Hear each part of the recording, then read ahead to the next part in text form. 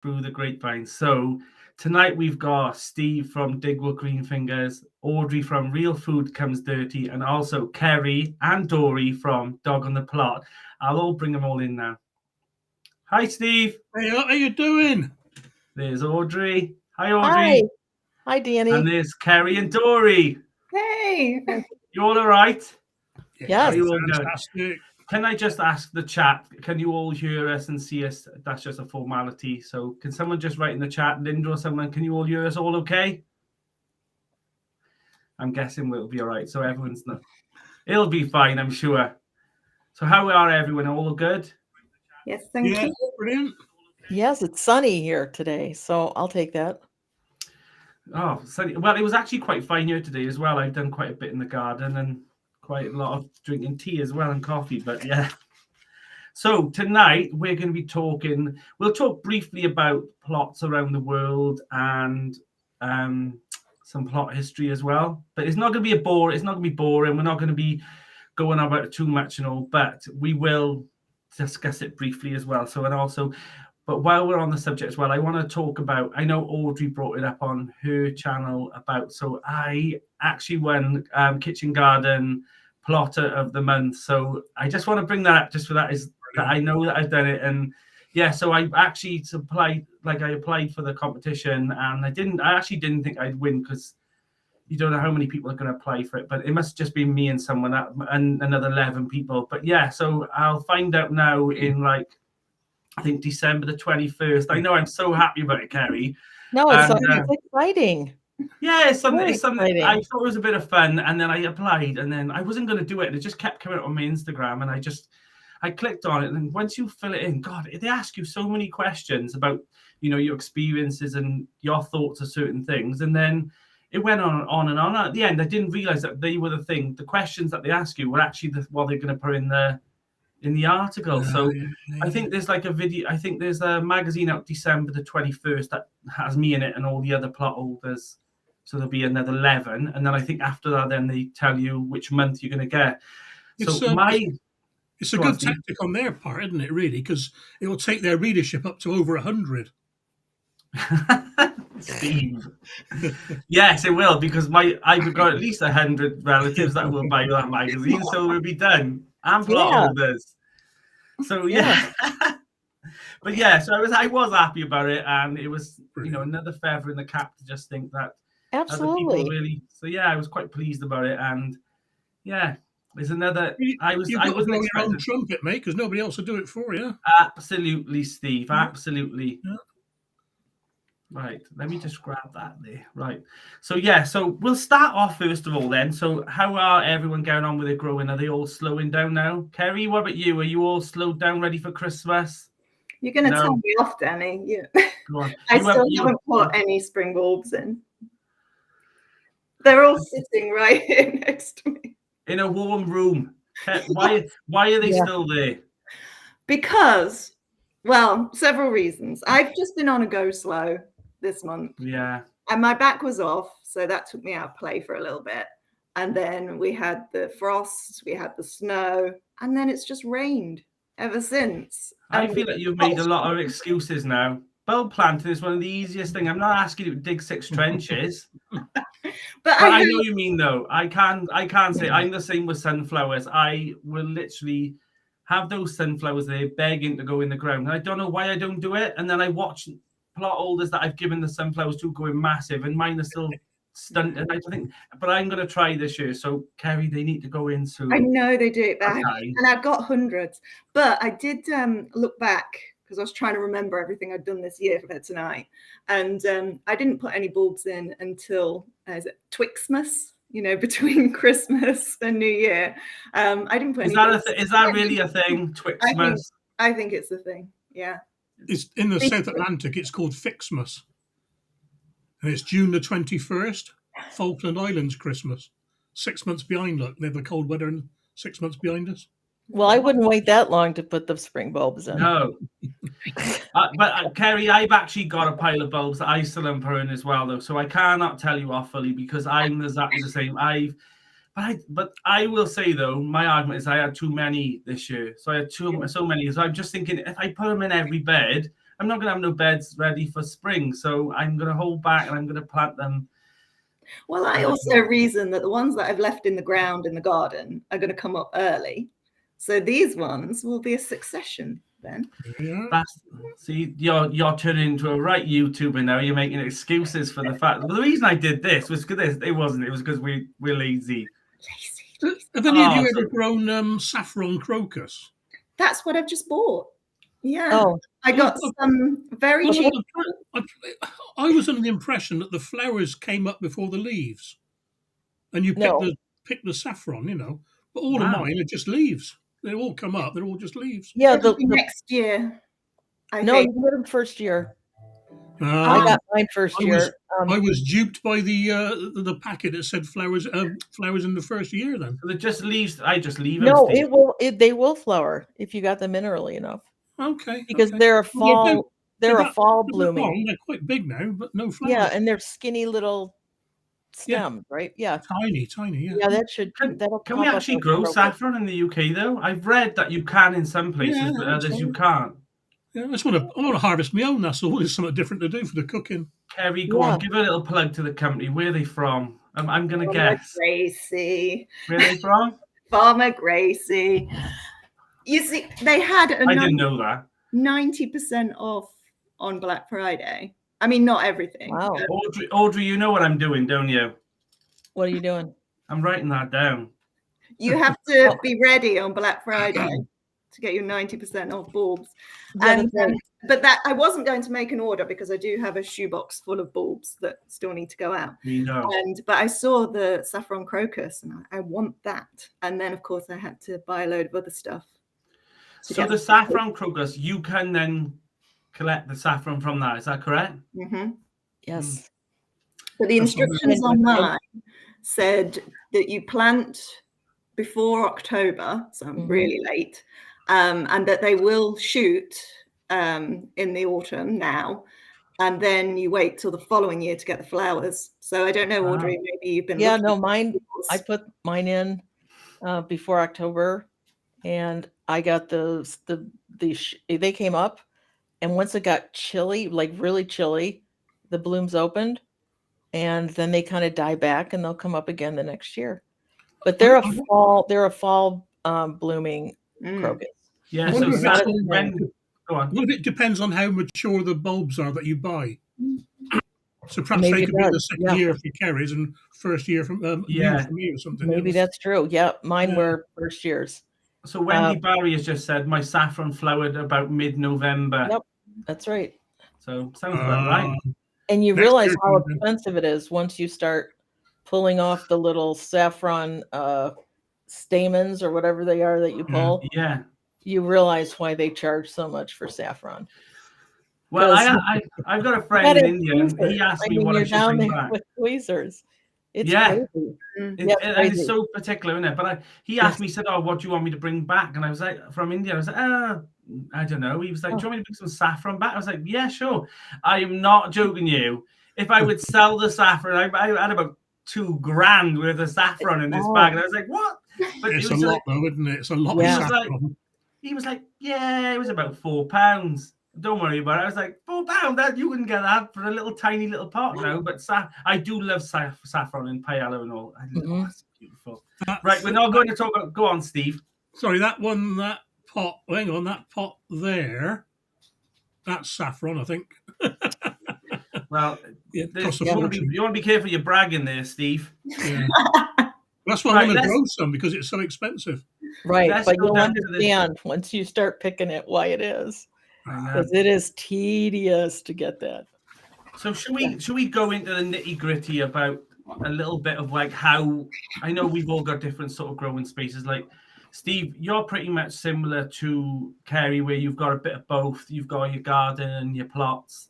Yeah. And then Audrey, you're pretty much like a backyard. I'm a backyard gardener. You're a backyard gardener. Yep. I am actually just a plot holder, but I am going to be putting some more in the raised beds in the front. But I don't really want those oval ones because I've got like a little courtyard, so I think that would be wasted space, and I think slugs might hide in those corners. So I'm going to try and look for some squarish ones. But yeah. So the idea of this live tonight was to pretty much talk about that, even though they're not called allotments or they're growing gardens or food kitchens or kitchen gardens and Community cottages garden. and then community gardens, Yeah. they are pretty much the same thing, really. We're all going there and growing food and stuff. But we'll talk about briefly just, I know, Steve, you've been researching a bit about Dig for Victory. I need to remember I say that right.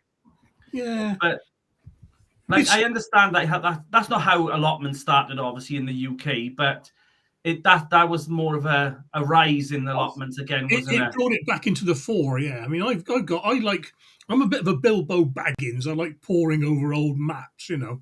And in my area, there were 4 or 5 different allotment sites in 1909, and they're not there anymore.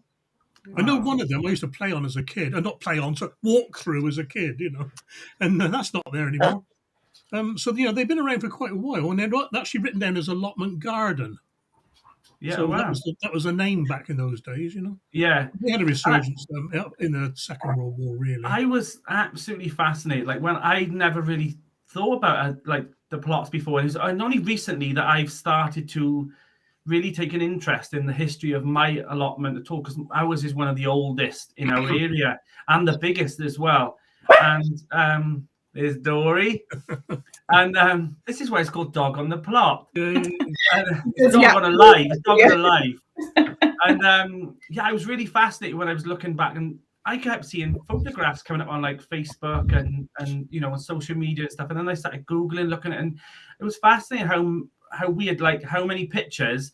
My plot, the Fig and Olive plot, there is so many photographs of that plot, and I don't know why that particular plot. Maybe the person on there over the years was really into photography, but there's so many stages, and I should have really brought them on you, really. But then I started getting down a rabbit hole there as well. Like, I was absolutely fascinated in the war that they actually turned the Tower of the Tower of London moat. So they drained it and then turned it into an allotment. I just think that's absolutely that's phenomenal. I know that was more to do with the Dig for Victory, and the royals had to be shown that they were taking it seriously and they're doing their part as well, weren't they, Steve? So, and that's right, yeah.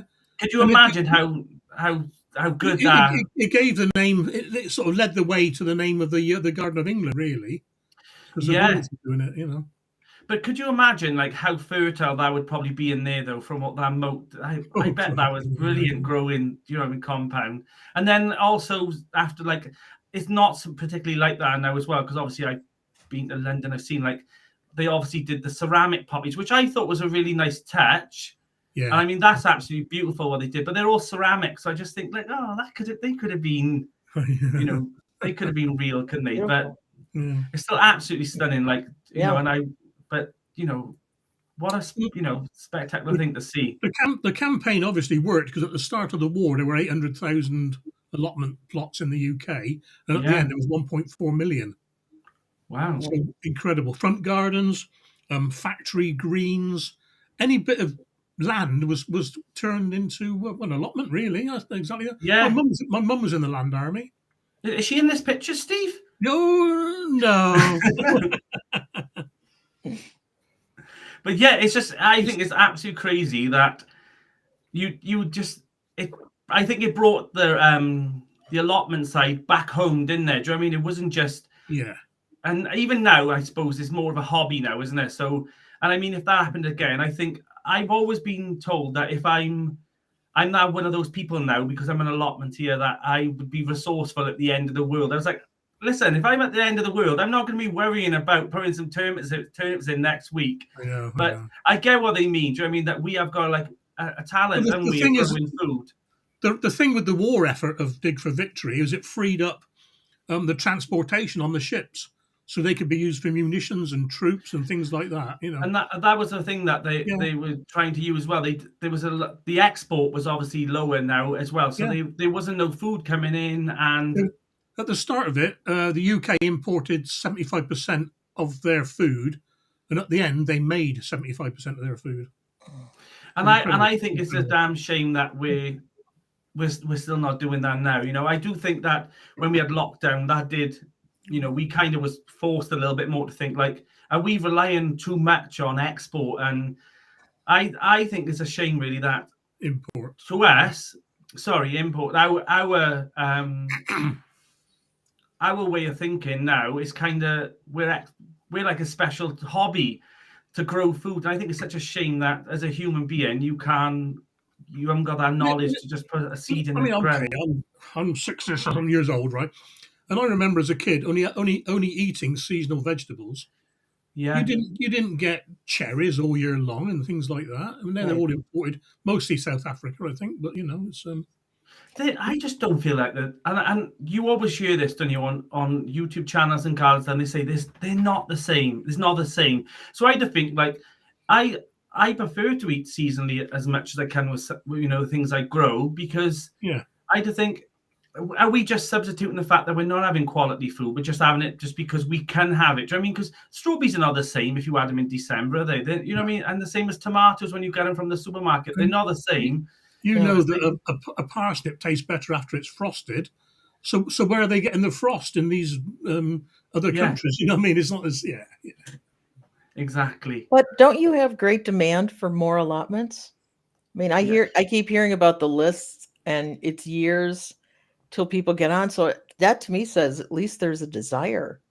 I think when COVID hit, that they boomed even more. People were stuck in, and we used to go to the plot, and we really knew how important our allotment was and how lucky we were, because it was deemed as exercising, and that you can continue that hobby. Yes, and that was vital for me. You know what I mean? Because I was either at the I was either in work, or I was at home alone. At home alone, so there was nowhere else. I could stay in, or I could walk the dog. And that was it. And I just think it's madness to think that we were allowed to do that. And I was glad, because I used to be able to still talk to my plot holder friends over the fence. And it was vital. It was counted as exercise as well, wasn't it? Which was a good thing for the lockdown, I'm sure that allotments never looked as nice and tidy for those furloughs. I wasn't furloughed, but I bet they they had a shock when they had to go back, and then the plots are not as tended to as they were, because we all know gardening can be a full-time job, can it? Like if you gave up today, you could do you could keep going and going for 60 hours a week and still never be enough. It's just one of those things. Can I just answer a quick couple of questions there, Danny? Yeah, let's have a look. Have we got some questions in there? That is Chewbacca. That's not my wig. Okay. And over there, that's Yoda in Luke's backpack. So someone has asked it, is it? I know. So it's legit Chewbacca. It is. It's see Chewbacca. The face now. A rucksack. It's a backpack. Yeah.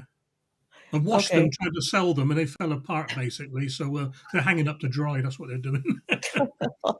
I've just seen the comment now. What's the furry creatures? Yeah. That's Steve's family members.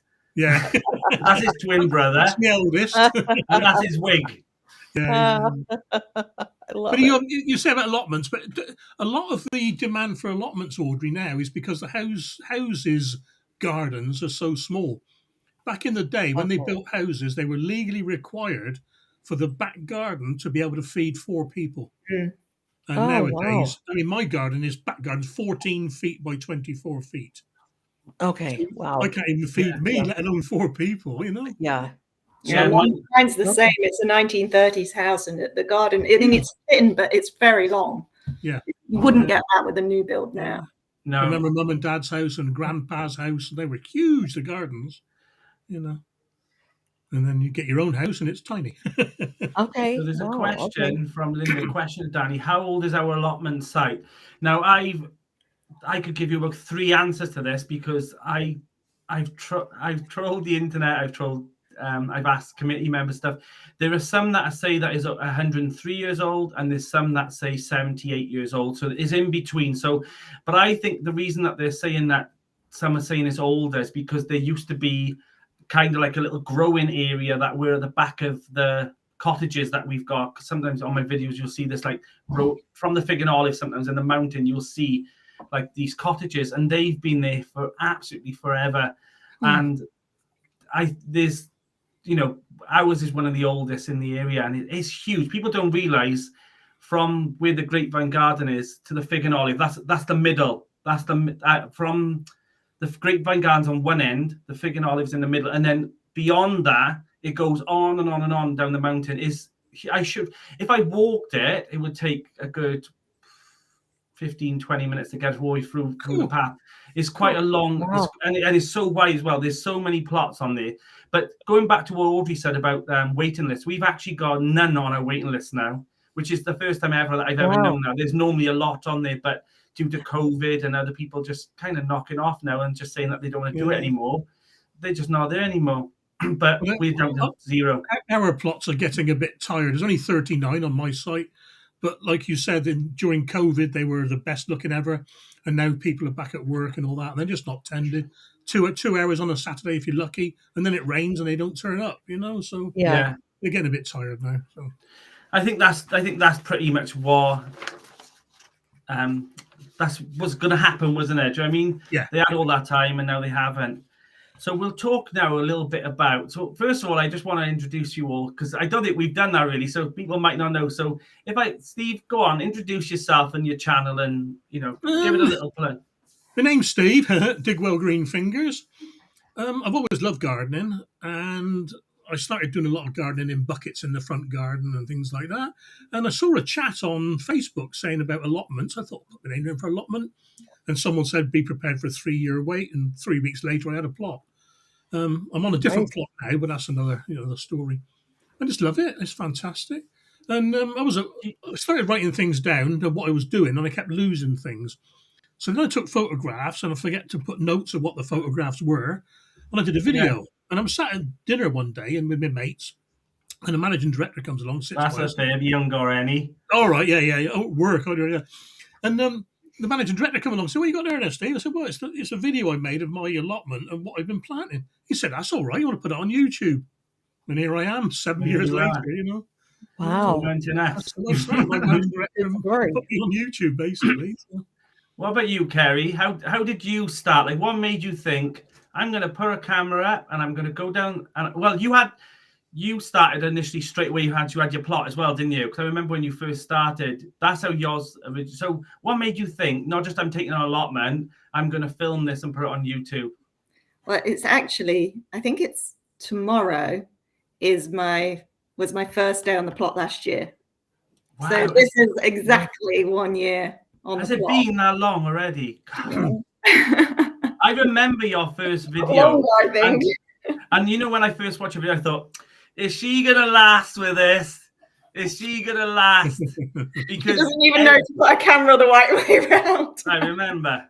But I always remember the little sweet things. Like I remember like your mum, because your mum lives opposite, doesn't she, when the house is? And I always remember those little details and stuff. And then I just think I thought, how could you do all this on your own? Because it was a lot when you first took on that plot, wasn't it? Like you had a lot to do.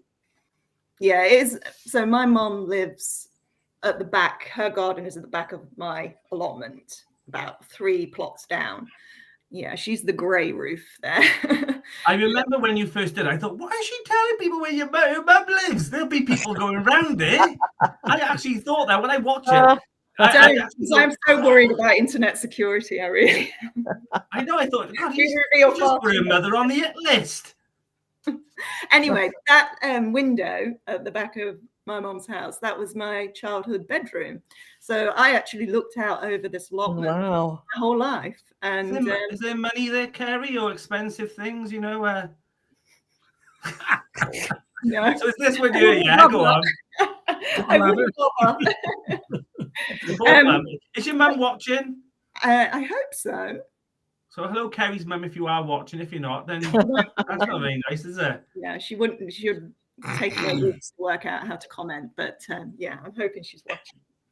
But yeah, she features in the videos against her will. So those allotments had been sort of something that I'd looked at my whole childhood, and I couldn't have imagined that one day I would be working on one of them. But I basically ran out of space. I said I've got this long garden, but I filled it with raised beds. I put a pumpkin patch on my front garden, and I just needed more space. And there it is. That was great. I really recommend growing on your front garden. You had quite a haul from that as well, though, didn't you? Like you actually did. I'm like, look out. No. That was this year's from the allotment. Oh, Kerry, you That's Sorry. nice. set me up for that one. It was half that, but it was half the plants. So But a pumpkin patch in the front garden. Do you know what I mean? it was great because people would like kids go by on this school run and things, and everybody was quite invested in that patch and watching it grow. I was a bit worried that they were all going to be stolen, but they weren't. Yeah, did you have any that No, you know, nothing was half-inched? pinched. No. That's what mine was like. A bit like the good life front garden. But that's what got me the allotment plot, was that front garden, because a neighbour came by, asked me about the pumpkins, said, "Don't you want an allotment?" And I was like, yes, I do want an allotment. He's like, "Come on down then." And it was all a bit mysterious, you see, how you signed up to get on, you know, these mysterious lists and things. But he told me when the gate would be open. So I snuck in. You broke in. I broke in. No. And I found the steward and told them I wanted a plot. And this was mid-October. And he said, "Turn around." And I did. And there was this immaculate plot full of cosmos and leeks and brassicas. And he's like, "Do you want that one?" I was like, yes, I do want that You know one. when I watched yours, though? Wow. I watched it and I thought, God, gee, don't. So is this when it was like it, or is this what you did? That's what I did.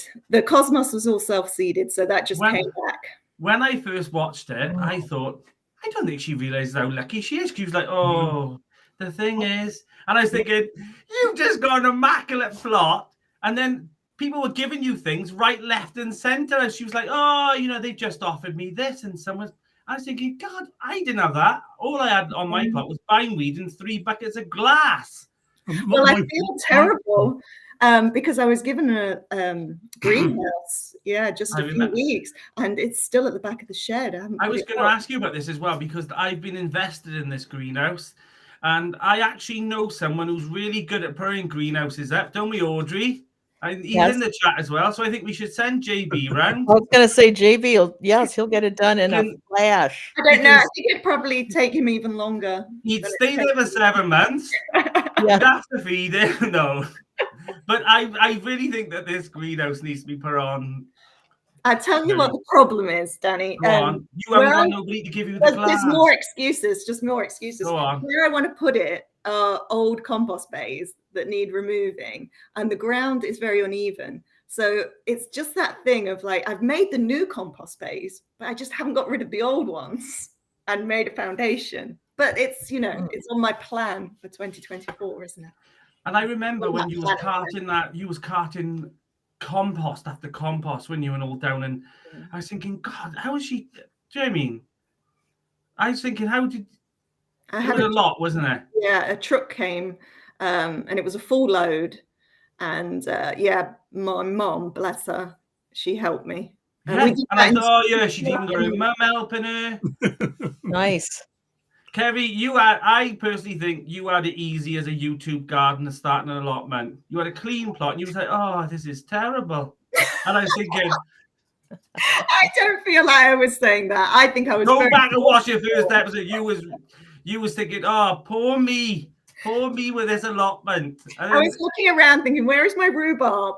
Every plot should have a rhubarb, and I didn't have a rhubarb." Have you got rhubarb now? I have. I've got 4, I think. Nobody needs 4 rhubarbs, do they? No. What about you, Audrey? What made you start? I mean, you obviously have done this before. You have this garden that you've got now, right? Right. What made me start YouTube? What made you start YouTube, and then what made you start growing first, and then what made you think, I'm going to put? Well, I know why you put the camera up, but you can explain to the viewers as well. Okay. I started growing because my parents were Scottish nationals. So I was raised in a Scottish home in the United States. And my maternal grandfather used to grow roses in their front yard. And so I started growing roses.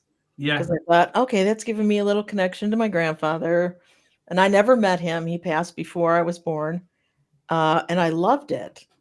And then it just kind of blossomed from there. And I remember as a really young kid planting radishes. and they came up, it's immediate gratification for a little child, right? Hated them, but loved that I grew this. Yeah. So that all kind of mixed together in my head, and I've loved gardening ever since. So And the channel, explain what made you, who forced you to do this? well, I didn't get forced. I was asked to be on Potty Mouth Yeah. Garden Club when I was just a commenter on, because I'd followed you, Steve. I see that Muddy Boots is here. I followed Nigel. I knew all these gardeners and Awful gardeners, Audrey. Yeah. Tony asked me would I be interested in coming on? I'm like, I don't know. So I did. And then I kept getting a little push, like, so when's the channel coming? So it came. And I've met so many wonderful people. Yeah. And people that I would never meet in any other venue. Like, where would I meet most of these people? And they're lovely. I think gardeners are pretty cool people. It is a big club, isn't it? Yes. Great. Yeah. And I think everybody's welcome, right? So, yeah, and we can all learn from each other. And I think people forget that sometimes as well, especially new YouTubers, that, God, you get so many channels start up, and sometimes they don't realize that how hard it's going to be, or how not only have they got a garden or learn to garden, but also YouTube and all those things. And I think how you did it, though, you just gracefully just weaved yourself in, though, didn't you? I guess it was more just kind of followed my nose, and I love it. And, pardon me? It works. Yeah. But you've got a lovely growing space, though, haven't you, Audrey? Like, it is beautiful. I have a good sized backyard. Yes. Yeah.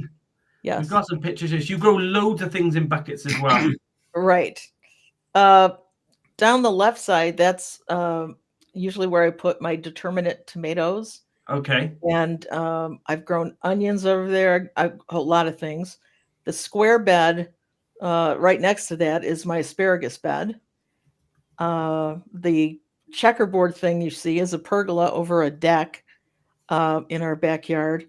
And then I have some those. This is the biggie at the back.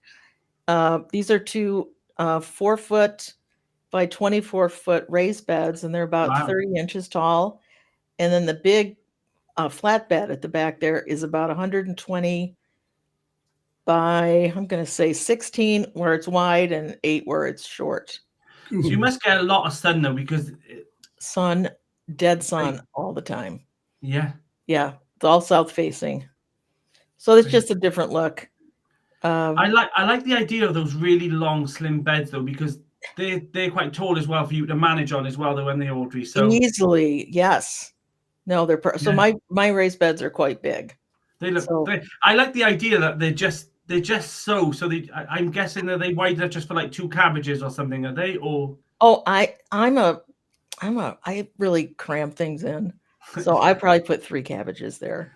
And in the middle of summer, regret that because they're all bunching up on each other. But then I just pull off the outer leaves and let them go. Yeah, I like putting as much as I can into the ground. So do you have like a long sunny period then, Audrey, for yours? And it's intense, isn't it? It's quite intense. Well, by the time we get, unlike this year, which July was so rainy for us. Normally, it's incredibly dry and hot. So July and August are dead hot months. And then September, it starts to kind of get a little cooler.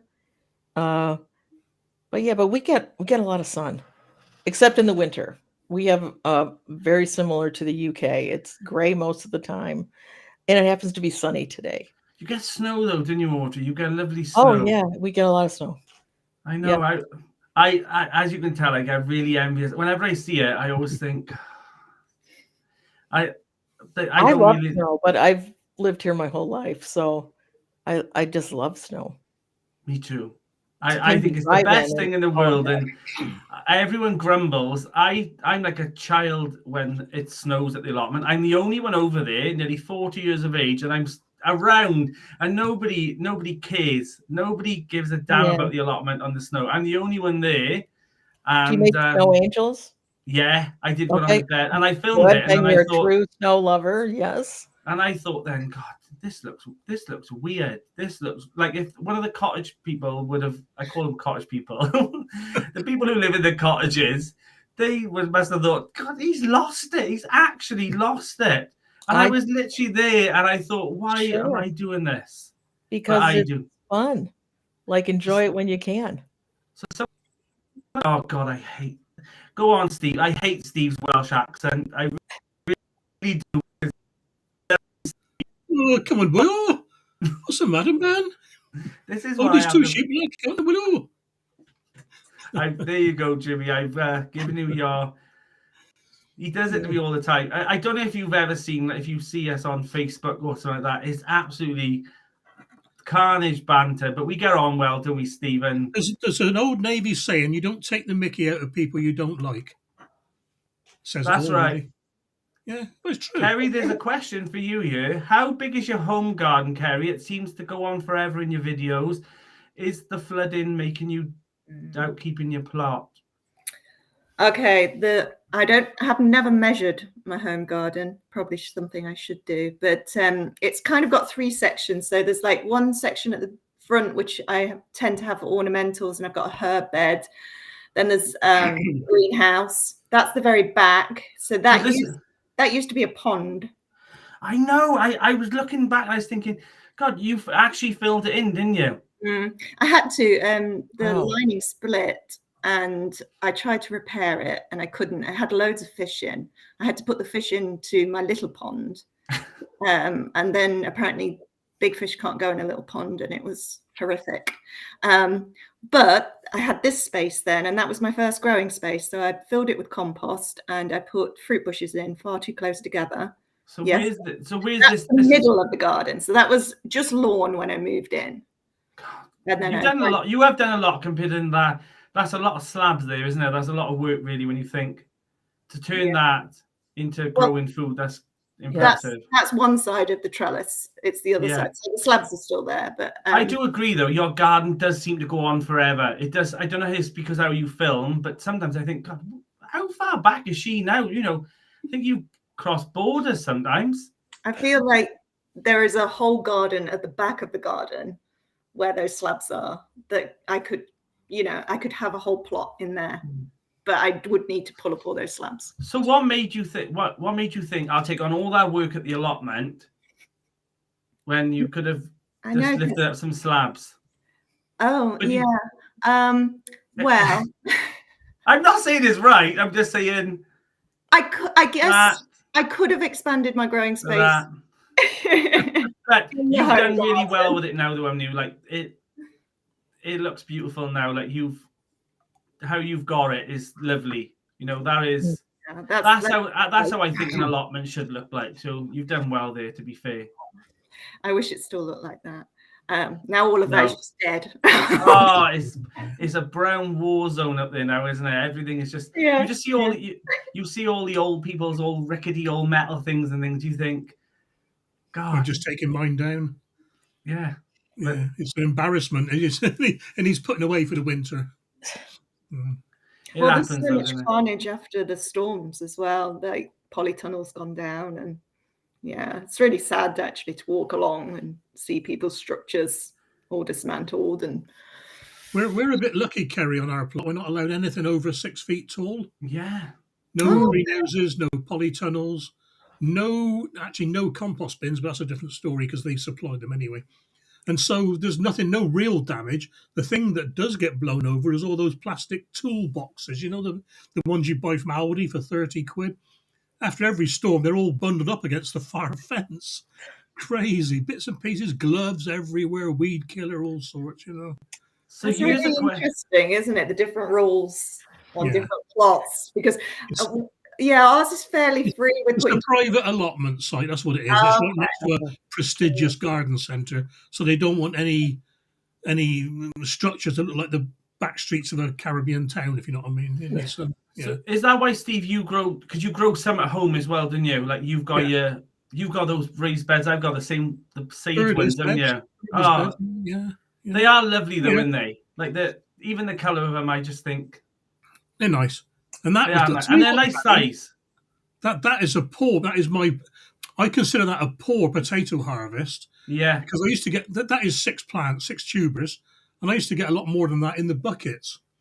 So I'm rethinking next year, maybe go back to buckets, up the allotment. Yeah. Do you think that it might have been the compost you used though, or It could well be. I was doing a peat-free trial last year. yeah? Never again. I am stockpiling peat like mad at the moment. So here's a question to you all. If you could, and this will tie into where we're going to talk about now about plots around the world and gardens. If you could, would you, if they allowed you, would you stay at your plot? Like, would you, if they said, oh, you can stay for a weekend at your allotment, and you could accustom your shed and all to do that, would you do that? Kerry, would you? Like sleep on my plot? Yeah. There's a guy on our site who does midnight digging over winter. So Kerry, are you grassing on this man now? This man's going to be kicked off now. We have a key. You can go in at any time. I wonder if there is a rule against. There is with ours. There is, like, I think it's after dark, but they're not really worried as long as you're not on there causing trouble or having parties and things. So the reason I was asking, it's not about me asking you, Audrey, would you sleep on your garden? Because you do anyway, don't you? I know. I do. do sleep in my garden. Yeah. You're a gardener of the future, Audrey. You are. There you go. The reason I'm asking is because where we're talking about like plots around the world and things like that, there is actually, countries that do allow it, and Germany's one of them, and they actually have sheds on their plots, and they're not like our sheds. They are like little country retreats. And I mean, how beautiful is that? Yeah. I mean, you can stay there for the summer, or you can stay there for the weekend. And I actually have a friend. She used to have a channel as well, Rebecca, and her channel's called Mornings at the Allotment. And I'm hoping she'll come back. Remember Rebecca, Steve? Yeah. And she had a lovely shed, at the allotment and stuff. And they used to stay there. You could just, and people, it was a normal thing. So like you'd have a toilet there, you'd have like a compost toilet, a kitchen, and you just, you'd carry out. They just called garden houses, but there's some absolute beautiful ones. I mean, they're just lovely, isn't they? Do you know what I mean? That one reminds me of like a little bit like the Little House on the Prairie. But it's pretty bigger than my plot. I mean, don't get me wrong. I can see the perks in these, and I have asked people have asked me have I ever slept with my plot, and I haven't because I couldn't think of anything worse, to be honest. It's be freezing, and my shed's not. But I mean, I do have a little. I got my little log fire, so I have got that. So and I've got my little kitchen, Kerry, so I can't really complain. Do you know what I mean? I've got a little sink and a cooker, and I do like those little luxuries, but they're just for things when I'm there. You know what I mean? I probably could keep warm, but I mean, they'd be like that bloke who's doing snaps out in there. Now he's now in his pants in the allotment. Yeah. If you go to that extreme, you must well get a little small holding, haven't you? Really, it's a big dearer though, I suppose. I would. Don't get me wrong. If they brought that rule out to say that you could stay at the plot, I would. I would if they did. I would if they said like we can change your sheds a little bit and you could have a little bit of a holiday thing there. I was going to do a video once about me saying I was going to do 24 hours on the plot and I wouldn't leave, and I'd have to stay there and I'd have to live off the food off the plot. But then the rules are in that you can stay on your plot and stuff. But I probably could. Because I'm filming it as well, you got to be. I mean, the worst thing is that'd be the night that someone would break in and I'd be there. Do you know what I mean? And that would be it. So in the Netherlands as well, I want to show this as well because this is my favorite, and this is what I would think every allotment holder and gardener would want to retire here. I don't know have you seen this, Audrey? So in the Netherlands, they've got this place called it's in a town called Nijrum, and they actually live in circles. You've seen it before, haven't you, Steve? Yes, I have. Yeah. So it's literally clever. It's in Denmark. This one is sorry. So and it's literally just been designed, and there's 40 ovals on this allotment, and they're only 25 meters by like 15 meters, and obviously they all go into the circle area in the middle, and that was designed so that they would have to meet in the middle to leave. So they would have to be social. And it was quite clever, really, that they'd have similar hobbies by growing, but they'd also have to meet in the middle to get out. So there is, they'd be forced to socialize, basically. And I just think it's absolutely clever. And I mean, look how beautiful they are. There's no particular rules of how they keep the hedges and things like that. But I think it's absolutely, it's really cute, isn't it? It's a bit like, the Hobbit sort of style growing this, but I like this idea of everyone having their own little holiday home sort of thing. And they can either have just plants on there or they can grow food and all as well. But you can actually rent them as well. I actually had looked at it in between like April and October. You can have them as a little bit of a retreat, and you can grow things on them, and you can take your seeds and you can just grow it all on it. I just think that's isn't that magical? Like you can do that. Yeah. I would actually be in my oils there. So yeah, I just think that's my dream to end up living there. I think. Okay. You've got some community gardens where you are, though, haven't you, Audrey? Like they are a thing there. You've got quite a few. We were talking yesterday about it. Yeah, well, here's anyway, if anybody's, I'm from Detroit, and our population has dropped considerably from back in the heyday of Detroit. So we have a lot of vacant lots, and a lot of people have started community gardens on them. And typically that means either you become part of like a co-op, so you work a little bit and then you get some of the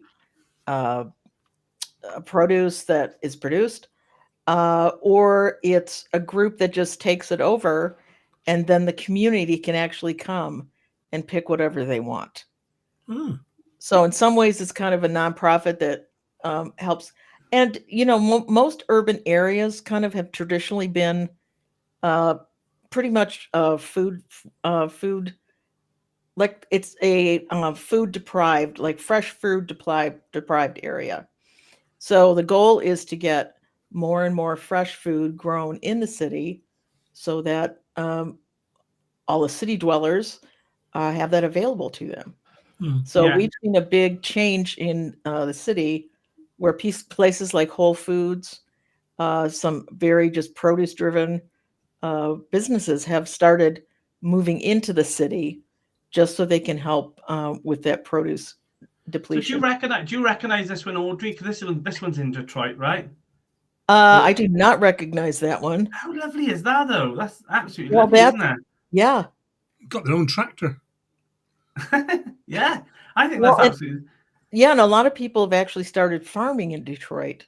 Yeah. Because you can get like plots of land and you take everything down and you're allowed to have goats, chickens. I mean, you can do a lot of. So there's like all these urban farms kind of popping up. So why do you think that's happened, Audrey? Why do you think that's kind of grown now in your area? Because I think mainly because the population has dropped considerably. With the auto industry being much more dispersed than it used to be. There's a lot of space that they're using. We were the car kings. Like people moved here to work with some of the car companies. But now you can work all over the place for these car companies. You don't have to be at the central hub.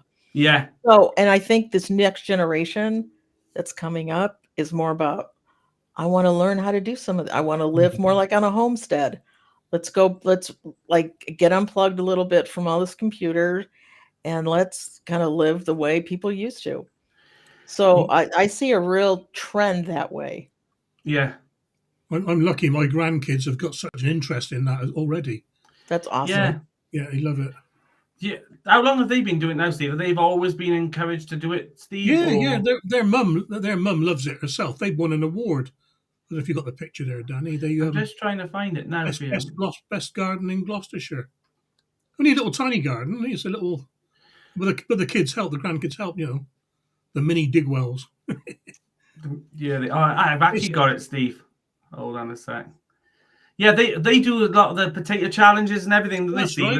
They have their little regulars and. I've seen them pick things. Yeah, they are. Yeah, they must get their looks off the other side of the family. I tell you that, Steve. I've got your little t-shirts on as well. I hired those for the day. That's what it was. Yeah. I just think it's fascinating that we call them allotments, community gardens, backyard gardens, but we're all doing pretty much the same thing in Weech. I mean, we're all growing food, and that's the main thing, really. And I mean, I like I'm I am turning my side a little bit on the growing in my home garden. I want to do like a bit of a French potager style. Do you know what I mean? I really like this idea of that was my first garden. this. That's how I'm not. I was gonna say I did the potager garden. Did you find it nice, Audrey? I loved it because it was like there's cabbages right next to flowers, and there's beans right next to watermelons, and I just loved it. Yeah, That's how my allotment is, Audrey. Yeah. Yeah, that's you kind of want all of it, don't you? I don't feel like like flowers, they're worth harvesting, monoculture. right? Love it. My idea of garden is more like this. I see this like in New York and things like that, where they've got these, and I think it's lovely. I think it's really, really nice that they're doing it, and they're encouraging city goers to grow food with their children, Right. or schools. I think it's absolutely, it's brilliant that they're doing it, because I don't think that people are as in touch with where the food comes from as they should be. And I think that's the way the world sadly is going. But yeah, to me, that still looks like hell to me, to be growing food with all those. But I think that's more because I'm used to being so open and mountains around me and things. I just think, but I applaud the fact that they're still trying, they're using the space that they've got wisely. And you're not really a city dweller. No. I was offered Gemma at Gem in the Garden said to me the other day, "Oh, do you want to pop to London?" I was like, "London? A Welsh person don't go to blooming London." Honest to God, I had an anxiety attack. She thought it was normal. She thought it was she was like, "What do you mean?" She pops to London as if it's popping to the shops. To me, that's a big thing for me.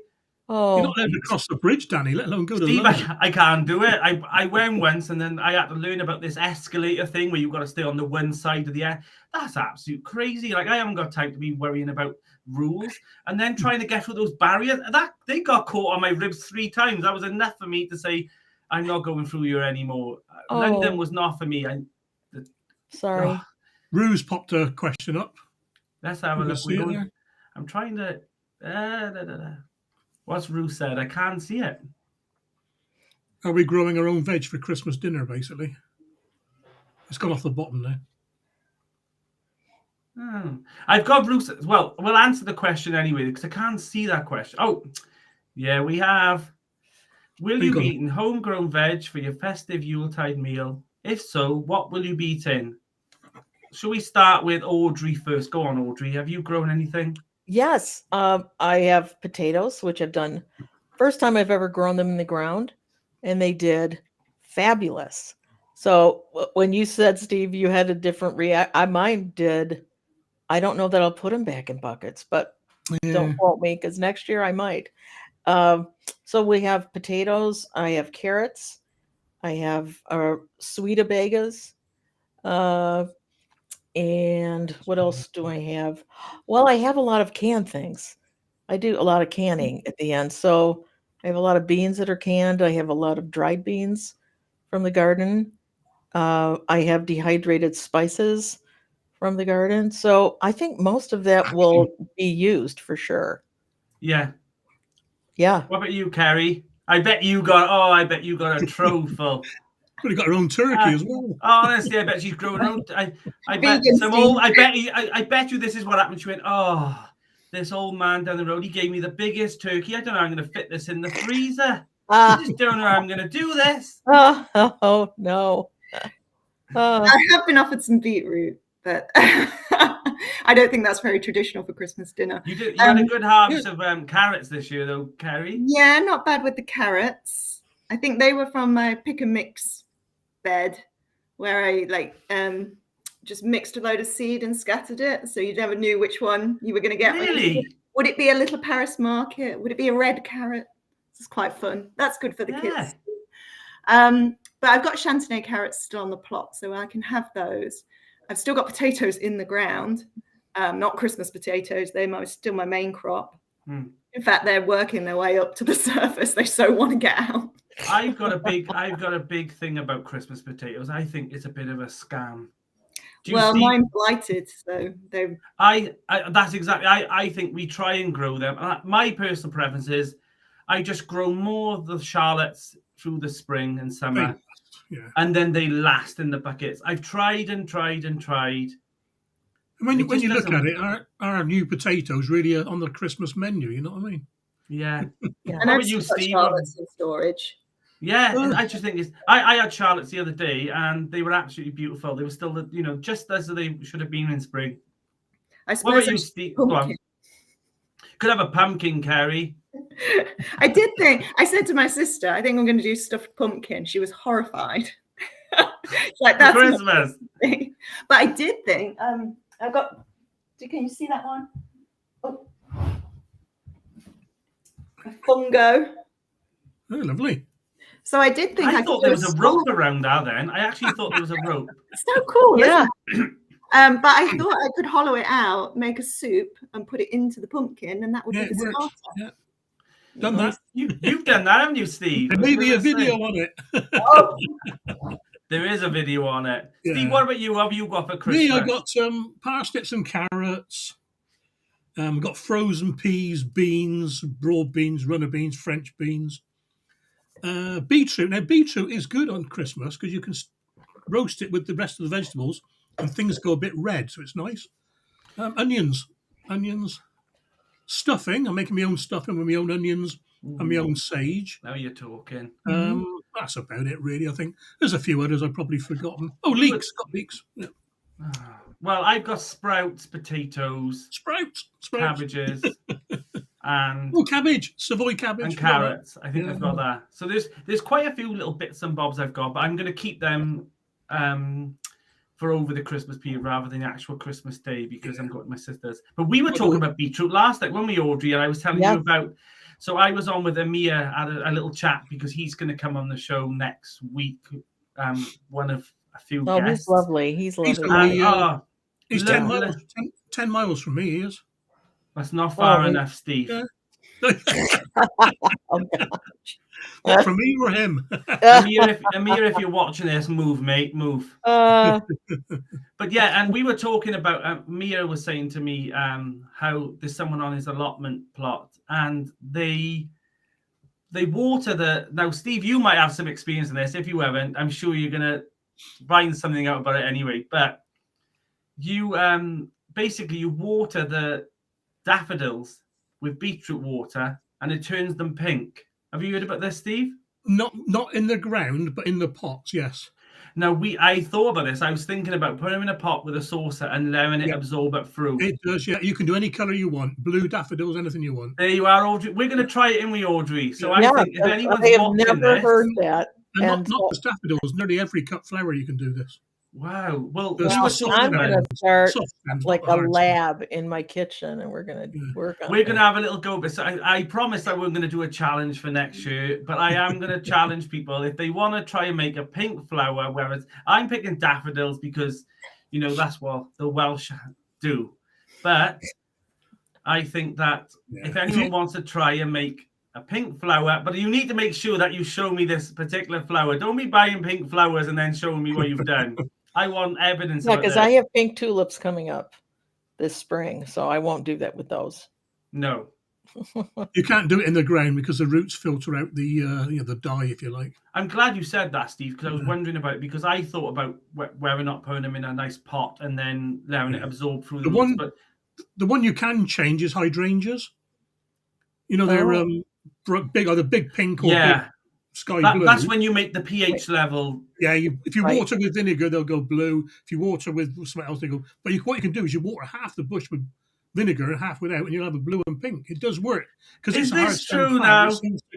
No, goes it up is. That is true because it's all pH driven with those. Yeah. Yep. I've always wondered, like, why are they? But I guessed it was about the pH and all. I've looked into it, and they're just such big plants, though, to have in there. You have got to have a bit of space for them. That's the only thing. Well, and they always, Yeah. after a rain, it seems like they just splay out and they're all over the First yard. big rainfall, they're gone. Yeah, because the heads are so heavy. It's Yeah. like magnolia trees, a beautiful tree. gone They are after a big beautiful, rain. but Yeah. I don't like them after a rain. So I do think, though, if anyone, Kerry, are you going to try this pink daffodil? I was wondering about snowdrops. Yeah. It'd be interesting to get pink snowdrops. Pink drops. That would be good. I We're going to do yellows. it. I know Awesome. I know Gemma is she's going to be trying. Oh yeah, she just commented now saying she's going to try. I know Gemma in the Gem in the Garden. She's going to be trying it. You Now don't want I know Jane Kelly's in the chat. Jane, you can try this if you want. Yours will probably turn out being polka dot or something, but we'll have a go. Have a go, Jane. Dalmatian drops. There you So Rua said we used to do that with Daft Snowdrop. Oh, so there you go, Kerry. When we were little, with food coloring on water in the vases. So you Oh. can. I've seen something similar before about food coloring, all. But yeah, if you want to try it that way, but I'm gonna try. Maybe I'll try a few different colors. Jane is Apparently, even, yeah, Jane's even saying you can do it with celery. Jane, are you saying this now, Jane? Do you think, Steve? What did you think about this celery? You can buy pink celery. I know that. I grow pink celery, but it's from seed pink. Jane, I'm going to take your word for this, Jane. How about red potatoes? Well, I'm actually I'm guessing Nanu is here from plot number 9. I seen earlier on in the chat, and she's sending me some of those blue potatoes to try. Yeah. And I remember when she made blue mashed potato and stuff, and I was looking at it thinking, God. I remember years ago, Steve. Do you remember when they made Heinz tomato ketchup green? Yeah. And there was uproar about it, and it didn't sell, did it? Yeah. It didn't sell. But I just think I'm gonna this. I remember Nanu presenting it to Grinch, her partner, and it was just like this blue stuff on the plate, and he said it just tastes like potato. But I just think she's going to send me some of these blue potatoes, and I'm going to have a go at that. But I just think you do get pushed aside with certain colors, don't you? And I just think blue's one of the things that I actually try and avoid in the garden. There's a lot of things that I don't grow, and blue's one of those things, because I hate those blue barrels. I edit those out of my videos sometimes, not out of my videos, out of pictures, because I hate them. I just don't like the blue. It doesn't look natural to me. And I struggle a bit with the blue hoops as well. Yeah, they're just. I just think blue's not really. I know you can blue things, so there you go. Now it's cheap underground urethane. Whatever pipe.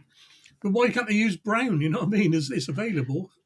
Yeah, and do you think? I always wonder why it's blue though. Do you know what I mean? Because it's underground, so you can see it. I used to work for Thames Water, by the way. Yeah, so you can find it easily. I used white because it was underfloor heating pipe. Yeah. Similar thing, but it was nicer. Yeah. I'll mention this now actually as well though, because if anyone's asking, because I've had quite a few messages about that pipe that I used to have on my old plot. I don't use it so much now. I use the first tunnel hoops, but you can just get a massive roll of that from like Tool Station. And what's the other one, Steve? There's a competitive Tool Station as well. Wix, B&Q. Wix do it, and there's there's another one, Tool something as well. Machine Mark. And you can buy it on the roll for about £20 or something. It's not really expensive to buy that on a roll, but cut it the size, I suppose. It is handy to have, but all my beds are particular that one size now. Ready for the only thing that I don't like about those birdie beds, Steve, is that I can't use them on it long ways. I can put them the other way around and they work, or you can cross them over. So I've done that as well. I bought a build your own frame from a new birdies beds. That's what I got planned for next year. I got 2 birdies beds going on the plot, 2 massive big straw bale beds, which is why I'm not doing an awful lot at the moment. The things that are in the ground will be coming out, and I'm going to pick it up again in February. There's no point doing it now. Put compost in now; it'll be ruined if you like. You know what I mean? So Nanu also said those blue potatoes have a creamy texture. I am going to try them if you send them, Nanu. I know you will send them. I told her not to send them to me. What's that? Have you tried? Yeah, I grew them this year. Did you like them? I did. They were a novelty, I would say. I was thinking, though, that, blue foods are supposed to be really good for you, the antioxidants and things like that. And, good old Locke. Thank you, Locke. Yes, antioxidants. Yes. So, I was thinking perhaps they were just healthier potatoes, but I've still got a load, so you can have some. They are healthier, but it would take a few kilograms of blue potatoes to have the same effect as one blueberry. Wow. Screwfix was the other place I was thinking about. Steve, a few people have commented down in there. That's where you can get that pipe in from. But yeah, I just think, I don't know, blue's a bit of a, hit and miss color for me. Do you grow purple carrots? I grew like a rainbow. Last year I grew like, I bought a pack of seeds and they were all different colors. And when they all grew, 99% were orange. I felt like I'd been had. I think I had about 99% orange, and I had one white one, which just, I think it tasted a bit like a parsnip. Yeah, I don't even like the white ones. They taste like nothing to me. They're the original carrots, aren't they? The white ones. No, I think the purple ones are. Are they? Oh. I was reading somewhere that it was like we made them orange because that was actually more attractive. True. Don't matter. I think it was the French. And I think what happened was they were purple and they were bred to make orange. And I didn't research this for this, but they were actually, I think it was the king at the time. He preferred the color orange or something. So someone bred them orange, and that's how carrots. Steve, I'm really shocked you didn't know that. Audrey, these are yours, right? Yeah. Yeah, those are mine. Those are the purple ones on the right. Obviously not washed, but they're delicious. Really? Maybe I'll try some then. Yeah, the ones on the left were one of those mixed packets that I was given by someone. I'm not growing those again. Now it's just going to be purple carrots. Wow. They are so do you feel good. like they just taste more? This sounds like carroty. Yes. Yes, they are. I'll give them a go.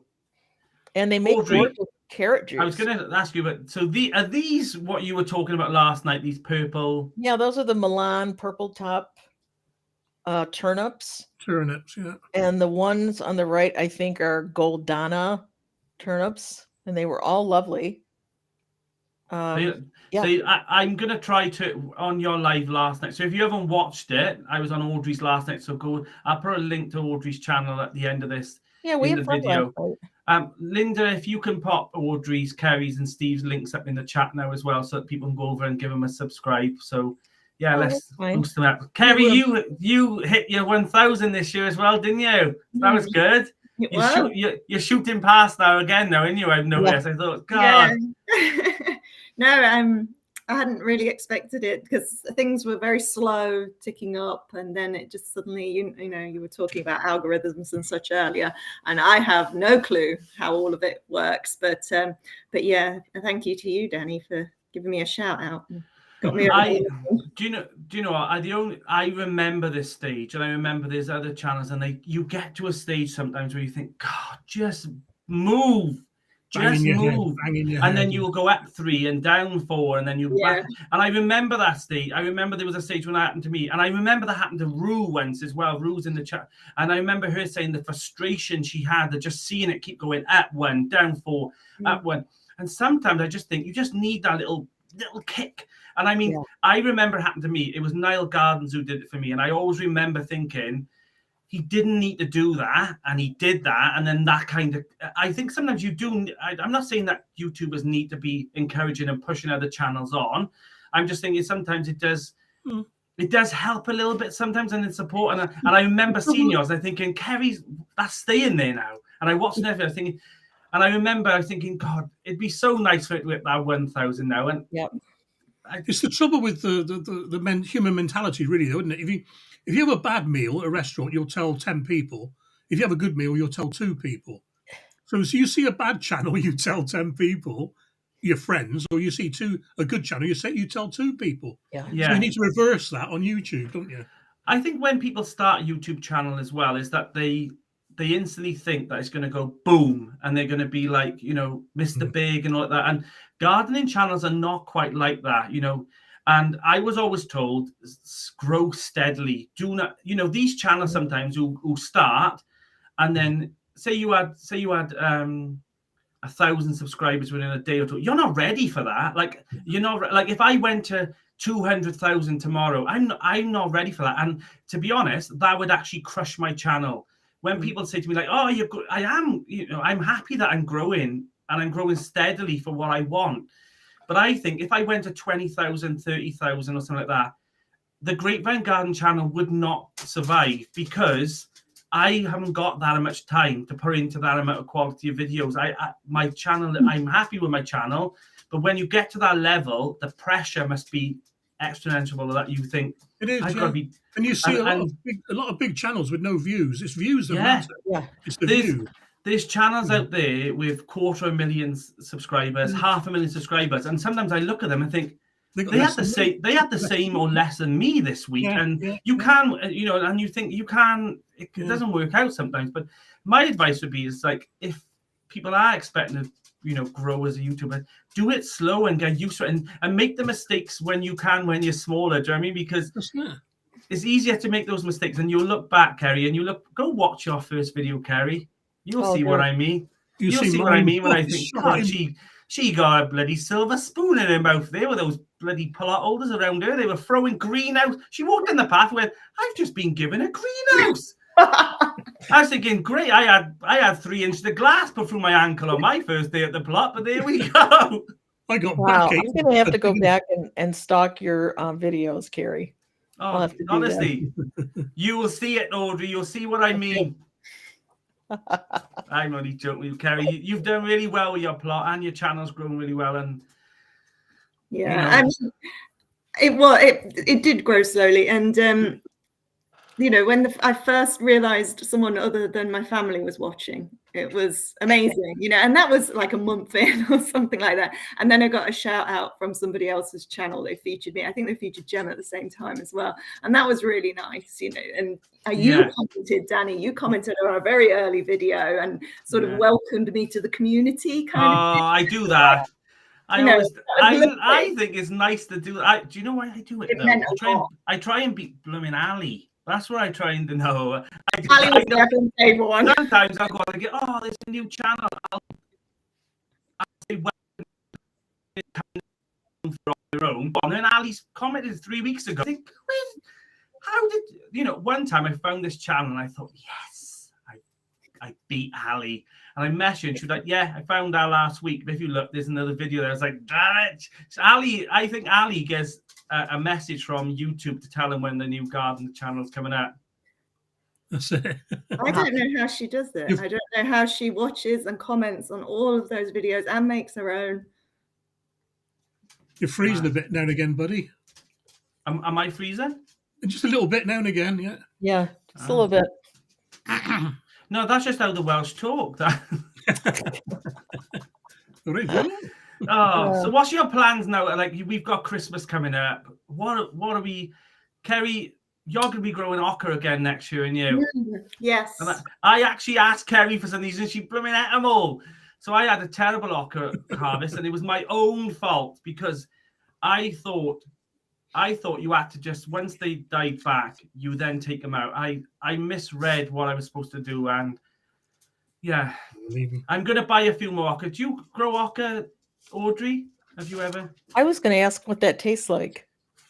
Like a lemony potato is Lemony potato. Lemony potato? Yeah. Oh, I think you might call them like, well, I know they might call them like a yam or a sweet potato? No. They're quite potato. I'm doing. Yeah, they're quite small, but so it's like a potato with no starch. Kind of.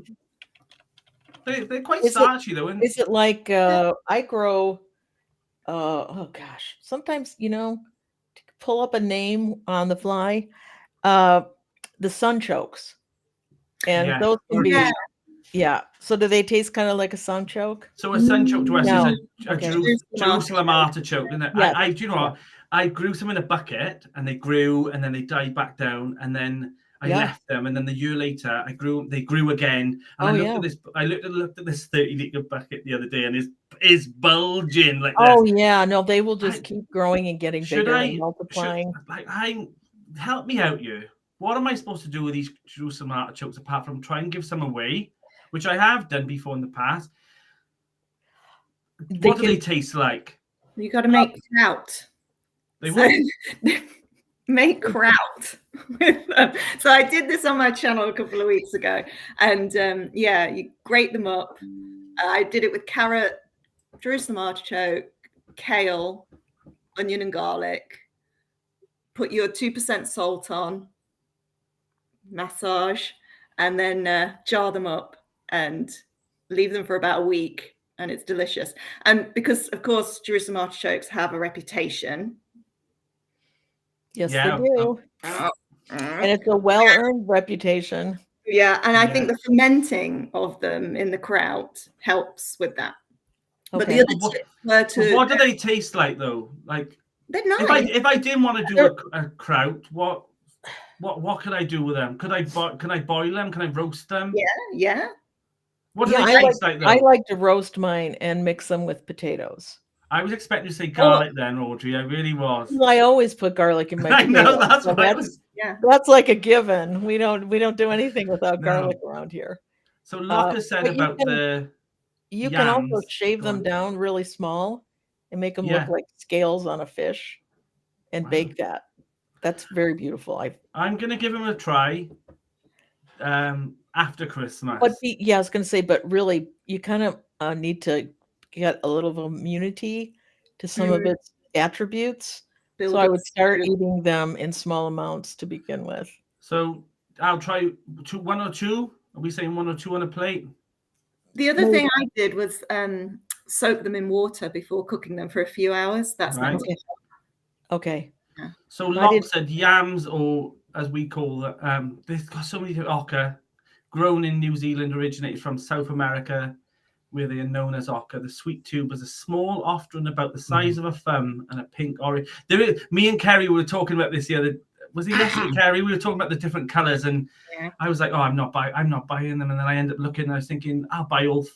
You could buy all 4 varieties from Real Seeds, Kerry." Yeah. And I looked at it, and that was for 20 tubers. It was £32. So I'm like, oh, I really want to grow them, but do I want to spend £32 on ochre? I really want to grow them though, so I might. I didn't like them. I just didn't like them. So. I thought they're delicious, and they're a very pretty plant as well because it's Yeah. like They look like little small, like 4-leaf clovers sort of They thing, do. don't they? They do. That's Yes. what But Yeah. it's like I can't eat. I don't like coriander.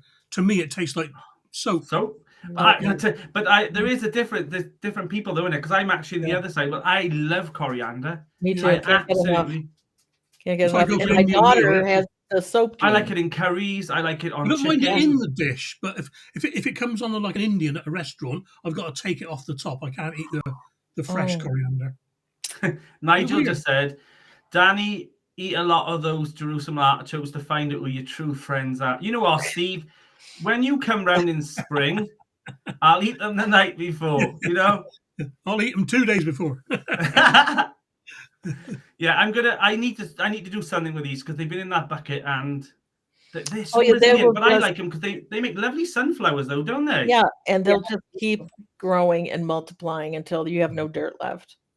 It'll just. Yeah, so pop that's hard why I to- grew them in a bucket, because I had Me them too, off. because I had them. I never want them to be in my garden. Yeah, I've seen people. I've got them everywhere. You grew them in the can't get rid of garden, didn't you, Kerry? Yeah, you I looked at them.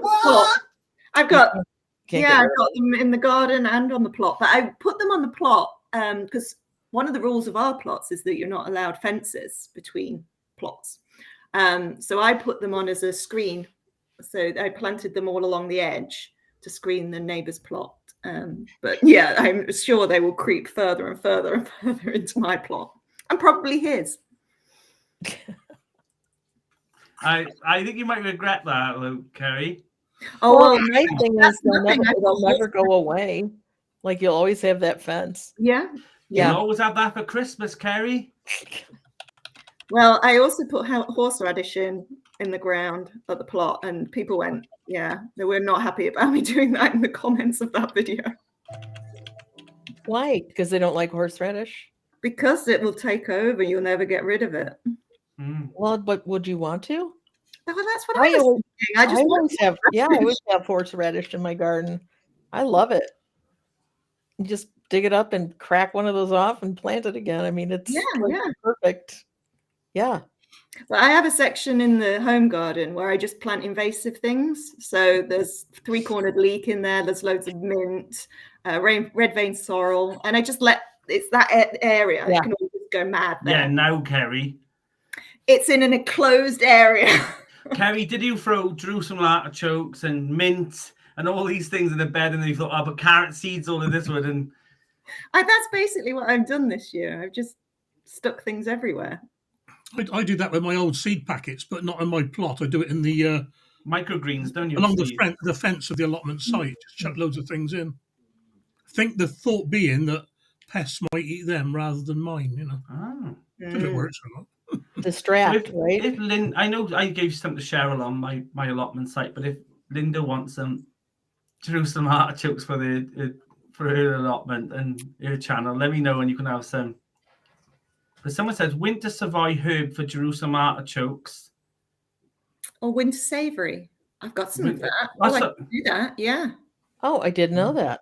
Savoury.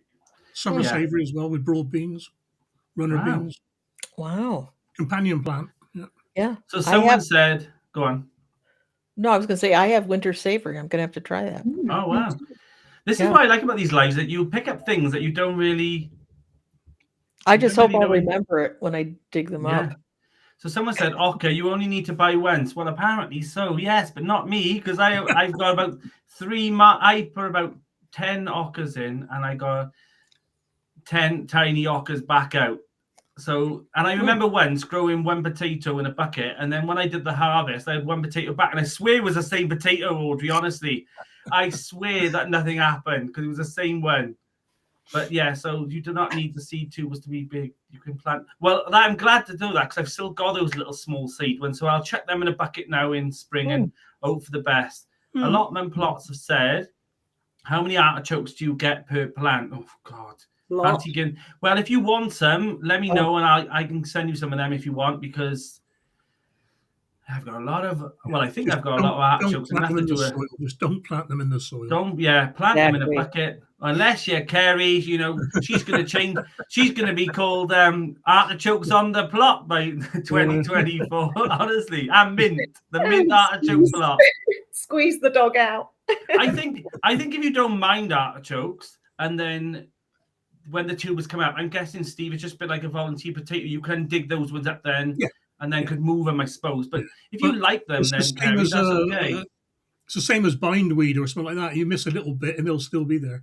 Yep. Yeah, I think with artichokes, I've been told if you are going to grow it in the ground, dig up all what you want, eat it all, because trust me, there's something left in there that will grow for next year anyway. So exactly, you can't get them all.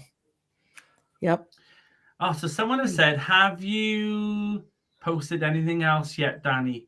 I'm guessing you've asked me to post you something. Oh no, I think this was when I think you asked for the was it ochre?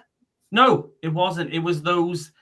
You know those, Steve, do you remember those seed pod things that were black inside? A coach. Yeah.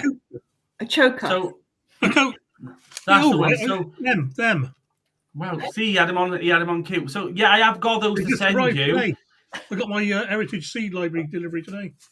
Well, the reason I haven't sent them yet is because they take for ages to dry out properly and stuff. I put a few in a bag, and they just went really moldy, so I've kept them drying out a little bit longer. So I have got them to send you. I've not forgotten about that. I am notorious, though, for saying I will send that, and then I look over in my mailbox, which I've made now, to post for people because, Ruth just said Danny's post works in completely different times under the rest. It's just I'm just so busy. They're so, Steve, honestly, don't try and bite that, Steve, I tell you. I can't see it. I'm in forehead. That's a good place. Yeah. That's one of the speeds of that. I can't even say it. A culture, is it? A choker. Steve, have you grown them before? No. That's why I've got them. So they grow really viney, and then, but I wouldn't plant too many. These but are supposed to be little short ones. These are though. Oh, that's not so bad because I grew them, and it took over my archway. Yeah. And I don't like cucumber, but people said to stuff them. Have you ever had them, Audrey? Those? No. They look like big. They look like big, like runner beans sort of thing. I've seen them on other channels, and like conkers. I wasn't. I tried them. People said to stuff them, and I don't like cucumber anyway. So then they do really smell of cucumber. But Oh, They meant to be like green peppers. You can eat them young with the spines Lot will on. be or sending you some you cash go into the express spines off. delivery. okay. Yeah, probably. He can send. Jenny, you were going to send me some Greek gigante beans, but Yeah, you've got them. I got them. Did you get them from TK Maxx? See, TK Maxx is the Greek gigante place to go. Can you? I think you call it TJ Maxx, Audrey, right? We do, yes. Yeah. Yeah, but Kerry, Why is how that? many do you really need? All those you don't, dear. No, I don't. Well, I they're for went cooking with, aren't they? and I drove there to get them, and I thought, oh, if I've drove all this What way, is the odds they'd have them there, though? What is the odds? and then I was going around the store and I found them. I was like, yes, they're here. And but the packet looked different to what you showed on the live last week. So I was trying to watch your live intake TK Maxx walking around. I should have asked you how to send you a phone. I don't even know where I put them here somewhere. But they are the same, yeah. Yeah. But can't you just buy them like in any supermarket? I couldn't. No, I've tried. Mm. I just found them by accident. I was looking just through I was looking at the Christmas coffees and things, and then Yeah, I I have to check that one out because they're only a fancy butter bean, really, aren't they? Yeah, but if you want some, Steve, Yeah. you can have I've some. got some. I've been growing them for years. Yeah. Yeah. I was Jane Kelly actually who sent to me to grow them, and I grew them this year. I had some beans sent to me, and they grew okay, but I put them in too much of a shady spot, so I had enough just for me. And a few people had asked me to send them some. And if people are like, I just see now that they're waiting for some things. Sometimes there's no point me sending you the beans and stuff, because by the time I get to that, I might be sending you something else. So sometimes I've got things here. That's my excuse. Anyway. I've got things here for 3 people now, and I've not sent them yet because I know that before long I'm going to be sending those achocha seeds with them. So there's no point me sending 2 parcels. I'm not doing it. So someone have said, oh. There you A go. whole bag full. Well, Nice. I've got some here, Steve, right? And I'm going to show you them now. And I don't know what's happened to them. Like, I've got some that are doing really, really well. They're drying out and they're looking really, really good. Yeah, they're good. And then I've got some, they're going a bit moldy and. Yeah, they shrivel up. Some shrivel up. Yeah. But what this mold that can't be good, Steve. I'm gonna have to throw these ones, right? Not worth it, mate. It's not worth it. That's what I'm saying. So I'm saving some, and out of the ones I'm saving for seed, I think I've got like 10. But that's more than I had last year because I had 5 last year and I had quite a decent amount. This lot here, this big, that is from the 5 beans that I planted. And that's just what I've saved for next year. I've eaten loads and dried loads. So there's about 6 or 7 per pod, and they're as prolific as runner beans, you know. I just had to buy them TK Maxx, Steve. I should have just asked you. Yeah, so, well, I think we've wrapped it up pretty much today, and this has gone really fun. Thank you so much, Audrey, for coming on. So nice. Thank Kerry. you for having me. So I'll pop the links to their channels now. I know they've been going in the chat anyway, but I'll put the links in the channel description. Before we go, we started off with Dig for Victory. Yeah. When your chat you put it on YouTube, with comments, I'll put a link to a very good Dig for Victory video for you. Black and white video. Yeah. People there with their ties on and cigarettes hanging out their mouth, digging, and it really is quite a good video. That was the real gardening, though, wasn't it? I've watched. Yeah. If you actually type into YouTube, there is actually loads of old-fashioned gardening, and I like watching those because some of the things they do, some are questionable, like check the pesticides and all that. This is the official government one. Yeah. The comedy shows you take the Mickey out.